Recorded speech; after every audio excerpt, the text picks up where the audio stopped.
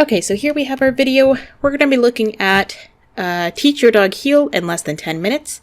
And in just the title alone, that already tells me a little bit about the possible methods they will be using in this video. Because heel is a more advanced behavior, and they're going to be teaching it in less than 10 minutes. That already tells me something. That they're going to be working on a human's timing and not necessarily at the dog's timing or at the dog's pace. They're going to be working at a human's pace, not the dog's pace. So again, I'm looking at this from the point of the view of the dog, to give dogs a little bit of a voice there. So if we look at heel is, again, an advanced behavior where a lot of times I start a dog learning loose leash, and then we work our way up to heel. Heel, you want your dog usually on your left-hand side, which in her case would be on this side. You want the dog to be able to really focus on you. When you walk, they walk. When you stop, they stop. Maybe they go into an automatic sit. When you turn, they turn left or right. And to teach that in less than 10 minutes is already telling me that they're probably not going to be using a lot of positive reinforcement. Can you? Absolutely.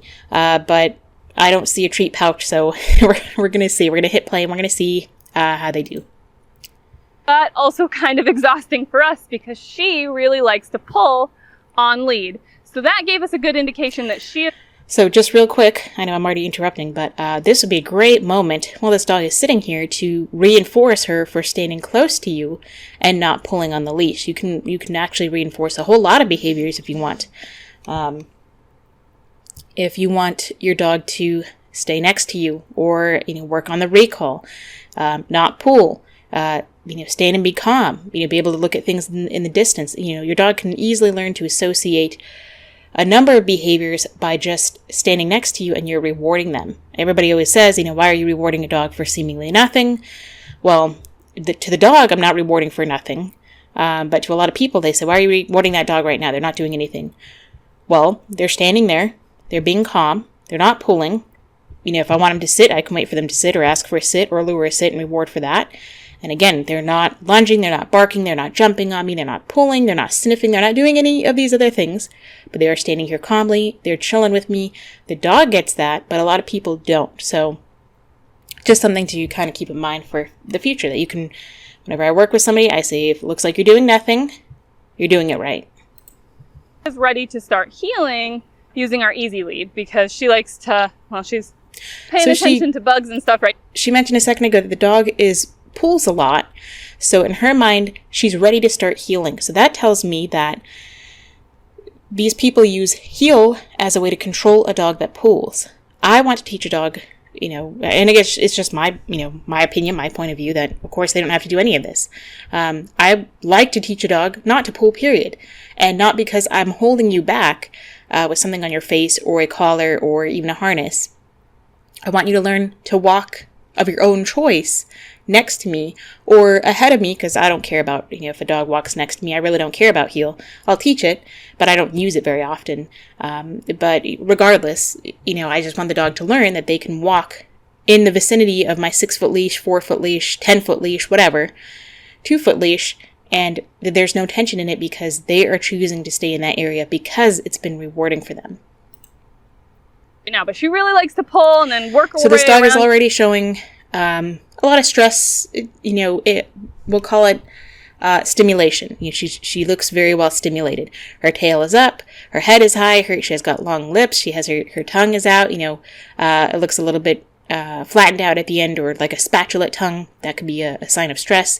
There's different types of stress. Stress, eustress and estress. I might have that wrong, but this dog is excited. She's just chilling here. She's looking around. Again, you can use, if I were to start healing or start anywhere, I wouldn't expect to heal right away. I would start rewarding for her just standing right here because a moment ago she was pulling, and we'll probably see more in the video that she pulls a lot. So just reward for this.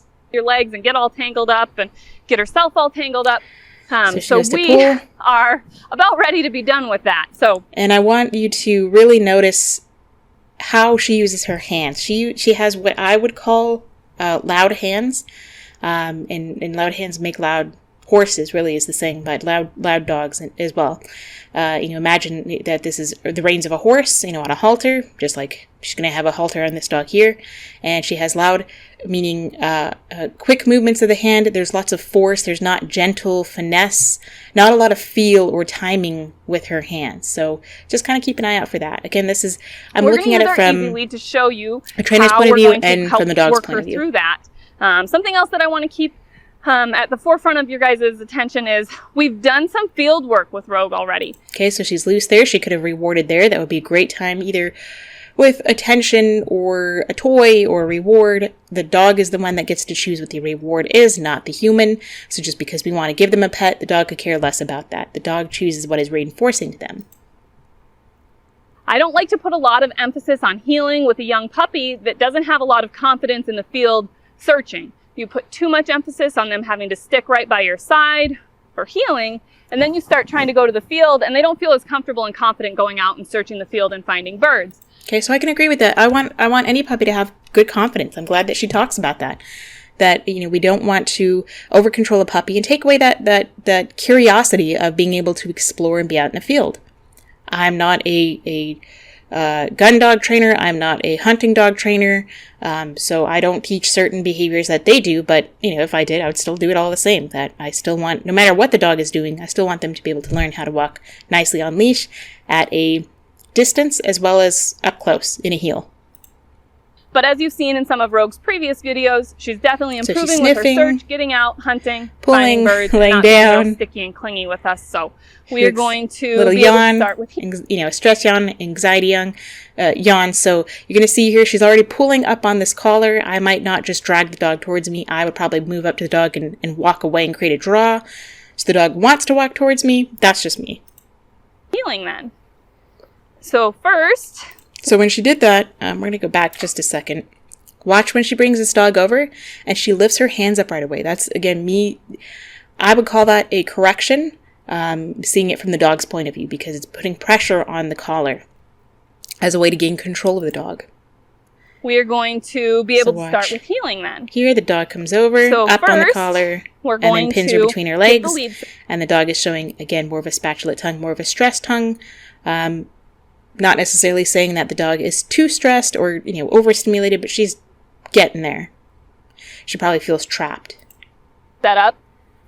I go under her head and then back. So she's going to make a slip lead and a head halter in one with their leash, which I'm not a fan of slip leads. Through this little ring that we've got here. This is also something important that while the dog is here, she has the squinty eyes, the long lips, the spatulate tongue. She's pretty, she's pinned here. She's pretty stimulated. I would say that she's showing some more signs of stress that I probably wouldn't start here. I want the dog to be a little more calm than this when I'm training them. What happens. So, but the camera person, I would be aware of my body as well. If I'm the camera person walking up to the dog, you see she got a little bit more wiggly, a little bit more anxious. She got a little distracted. So I would back away. So that way this person has all of the dog's attention on them and they're not having to fight between getting the dog's attention, on them and the camera person. Oh, you're tired already. So that was a stress yawn. That was not, I'm tired yawn. And then once we've got a slip lead, her tongue is really hanging out there and flopping to the side. That's showing a little bit more stress. Dogs sweat through their tongue and their pads. So, she's getting a little bit nervous, a little bit stimulated. That's just what I'm seeing. Clipped to her flat collar. Couple lip licks. Lip licks are, again, relieving anxiety. Get a little slap and put that up Puts that over her nose. Lip lick, lip lick, lip lick. Biggest part of using this lead is getting them comfortable having it up. So she's already fighting it. So you notice this slip lead here. The reason why I don't like them, and a lot of trainers use them, is because it's easy to gain control over an animal that's very powerful. You put something tight and small, as compared to the length of the neck, the thickness of the neck, and this is also a cord. It's not a flat band like the buckle collar here. You put it high up behind the dog's head, behind their skull, and there's a lot of nerve endings there, and it's very sensitive there. So a lot of people will use a slip lead like that to gain the most control over the dog and act like, hey, see, I just need to use a finger because it's uncomfortable, and in some cases it's painful. So as she gets comfortable with that, I'm just going to give her a little bit of pressure when she fights. Pop. So when I say pop, I don't mean it's an aggressive pop, but to the dog, they're going to feel that pressure. She's going to say a little bit of pressure. It can be magnified to the dog, okay? Because, yeah, you only need, let's say, look at this leverage here. Let's say you only pull with 1 pound of pressure. The dog with the halter on her face may feel 3 or 5 pounds of pressure because you have this leverage. You have the leverage over the nose. You have the slip around the neck. I'm not saying that the dog is actually feeling 5 pounds of pressure, but with this leverage over her face and this length of leash, the further away you get, the more leverage you have and the less power you have to use to correct the dog. Same thing with horses and bits and long shank leverage bits. They call them, they use them for a reason, leverage. So if you have, I'll probably go over that in another video. And I have a horse video. If you want to look at that, you can learn about leverage bits and how they work. But basically it's for every inch on a bit that goes down the horse's mouth, if it were down here, you probably have 5 or 10 pounds of pressure for every 1 pound of pull. So same kind of idea. Till she relaxes. Pop. Okay, I'm going to say tug. Okay, I'll be nice. I'll say tug. Not quite a pop. But when I say that, I want you to pay attention to the dog's behavior from before she started this to after. And I'm trying to point out the fact that this whole process, even though you're only working in 10 minutes, is actually counterproductive in my opinion, because it takes that much longer to work with the dog and teach them heel than if you had started without this head halter. You started indoors, low distraction, you use treats, you use positive reinforcement, you work with the dog, and the dog wants to show this behavior more often without having to be forced. We're not starting walking right away. So here would be a great moment to reward her. Another lip lick, another lip lick. She's leaning into her because she's trying to find comfort. Maybe she's going to try and paw it off. But she's nervous now. She's showing anxiety. So giving her some rewards, positive reinforcement, maybe a tug toy, something to give her a little reward would be helpful to relieve some of that anxiety she's feeling. Try and paw it off of their nose, shake their head a little bit. So every time she pulls her head, don't want her. She's correcting herself. And a lot of people like to say that the dog is accountable for their own corrections. I don't like people who say put the accountability on the dog.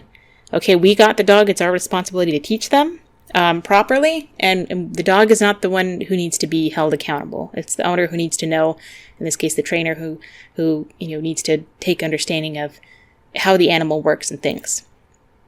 To get out of it, so we just put a little pressure up behind her ears. So that is all a correction to this dog. Timing is very important with dogs. So this dog was sitting here nicely, and she had the leash loose, and now she starts tugging it to show you the position. This dog could now associate sitting with that correction. Again, a very mild correction, but still a correction nonetheless. And the dog can become confused and say, well, I was sitting, and I got a correction. Maybe I shouldn't sit. Or maybe I should try something else. So that's the other, fallout about using this type of method is, corrections or slip leads or whatnot, because a mistimed treat is just that. Okay, you reinforced a behavior at a wrong time, or maybe a behavior you didn't want with a treat. Okay, we can easily fix that. But you mistime a correction and it has a lot more serious fallback. And this lead, we want to stay centered behind her ears like that. Because you have the most leverage and the most control of the dog. When it slides back, it doesn't work as well. It's not as effective. Good. So she's sitting here. She's kind of frozen. So she doesn't want to move. With her at first. She's definitely breathing fast. Look at her chest. Her mouth is not open. Her mouth is closed. I don't think it's because it's being held shut by this. I think she can easily open her mouth, but I think she's showing more stress. What to do with this? So we're going to help her take a few steps. Pull. She takes a step. And if she starts fighting, we'll just take a second to help her feel comfortable. Just taking a few baby steps. Come on. Little lip lick. Good. Nice and loose there. But most dogs settle in and feel comfortable with this in just a few minutes. So. Dog is fighting it. Dog is fighting it. Tug, tug. Tug. And she's spinning around. So the dog sat. I want to go back here a couple of seconds. You're going to see the dog sit, and then as soon as the dog sits, she pops, which to me would be a mistimed correction. So the dog's going to sit and then pop. So either she was fixing where the halter was or not. I don't know what she was doing, but that was a mistimed correction. That could teach the dog, don't sit. If she were to do it, which I don't recommend, but you were to have better timing, then I would expect to see her pop and then the dog sat. You know, teaching the dog, hey, I pop and then you sit and then you don't have to get a pop next time. But this dog already sat and then she tugged on the leash or popped the leash. Again, not aggressively, but a mistimed correction, which she didn't need, period. So I'm saying this from the dog's point of view, people, okay? I'm not just sitting here picking on somebody. You know, I've had mistime. And, you know, I'm mistiming too. You know, I'm not perfect. I'm not saying I'm perfect. It's not about being perfect. I'm just pointing it out from the dog's point of view. Around and fighting, we're just going to stop walking until she gives in. Tug. And then start taking a few steps again. Tug, tug. And the dog sat with the lip lick and the foot is going up. More anxiety, but the dog sat. If that's what you want, terrific. She froze. Come on. Froze. She says, I don't want to go. Tug. So she pulled her forward. So when the dog was sitting there, she didn't want to move. So she tugs and then she moves forward and then she pops again. Pop. When she stops or sits down like that. So this is the part where the dog is learning that when I sit there, I don't get relief of this pressure on my face and the back of my neck, or the back of my head. I don't get relief of that by sitting there. So maybe if I jump, I can get away from this pressure. So she's going to start trying different things. To help encourage her She's and fighting get her it. moving her feet. So sitting still doesn't work. On, Standing doesn't work. Okay. Running away doesn't work. Come on. Tug, tug. A few light tugs. So maybe if I jump, it's going to help, which it doesn't. So she sits again. And you're going to see this dog get more and more frustrated. And she's going to start trying to chew on the leash and jumping on the human. Changing some directions. Lip lick. This is all just frustration. The dog says, ouch, this is uncomfortable. I don't like Light it. tugs to keep her moving. I mean, if you want to teach your dog this way, by all means do it. You certainly do not have to listen to me. I will put a video down in the description below of how I teach heel. You don't have to watch that at all. I'm just showing you that's just how I teach it, and this is what I see, again, from the dog's point of view. So she's jumping, trying to get away from the pressure. Stop jumping on me, girl. And so she's going to get a harsher correction. Trainer is starting to sound irritated because the dog is fighting and jumping. I'll be honest, I don't like dogs jumping on me either, but if I'm the one who's causing it, which she is, by using this method, she's causing frustration in the dog. The dog is trying to get away from this pressure. She's working too fast, which is where you see a lot of this, fallback in training. And you're teaching this dog other behaviors. Now, it's also important that when she... And you're noticing that this tongue now is curved. It's going higher than before. It was nice and it was flat. It was still, overstimulated, but now she's showing much more stress. Showing her tongue. You're going to see her tail go down. Her top line, which is her spine, is going to be curved. Is walking by my side. She's progressively showing more stress. She's chewing on the but leash. Walking by my side, that she's not feeling constant pressure. Pop, pop, pop, pop. Or tug. She's chewing on the leash, saying, I don't like it. So then she grabs her mouth, and then she takes it out. Another tug, tug. And that my hand drops down by my side. So that she gets a little release on that pressure behind her ears and above her muzzle. Come on. Which that pressure, the release of pressure is I'm assuming what they expect to be her reward, which clearly is not enough for this dog or really any dog. I just think that's, unfair. Okay, sorry, I had to let Adonis out, so I've already made this video longer than I was hoping to, so we'll just do a couple more minutes here and then I'll end it there, but just to show you the things that I look for. And I would look for the same thing when looking over my own videos. And I've seen things that I can do better. Poor timing, or body position, or if I pull on the leash too much or too hard. This is nothing personal. I'm just pointing out things that I would see as a dog. That this is an aversive method, and I just don't agree with it, and I don't suggest it. But, you can certainly do whatever you'd like with your dog. Pop, pop. Another pop, so... I know I'm very nitpicky, but I just want to go back and show you the dog was walking and then she popped again, seemingly for no reason. Come on. So she pulls it out of the dog's mouth. Pop. So, come on. Dog is showing more stress. She's fighting more. Pop, pop. Dog is trying to sit. Dog is really trying to avoid this pressure. I mean, look at all the extra work that you have to go through to teach this dog to heel. And her tail is now down. She has a stressed tongue. And light tugs to keep her moving. Tries to go between her legs. She's trying to jump, chewing on the leash. All of these are trying to get this pressure off of her face. And you're teaching this dog all these behaviors versus you might have otherwise if you just had her on her collar or a harness. So constant pressure. She won't have something to So let me go back and hear what she's saying. Instead of constant pressure, she won't have something to fully dig in her feet and resist against.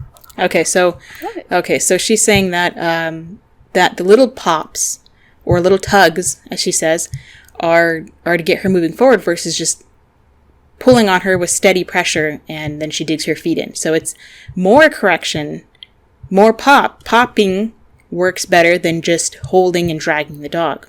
So it's more aversive, in my opinion, from what I see from the dog, to pop, pop, pop versus just hold the leash there, and she digs in, and eventually she gives in, and then the leash loosens.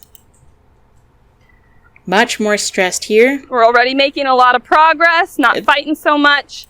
So if you're teaching your dog, your dog should never fight whatever method that you're teaching with. In my opinion, from a dog's point of view, I don't want my dog to fight anything that I'm trying to teach them.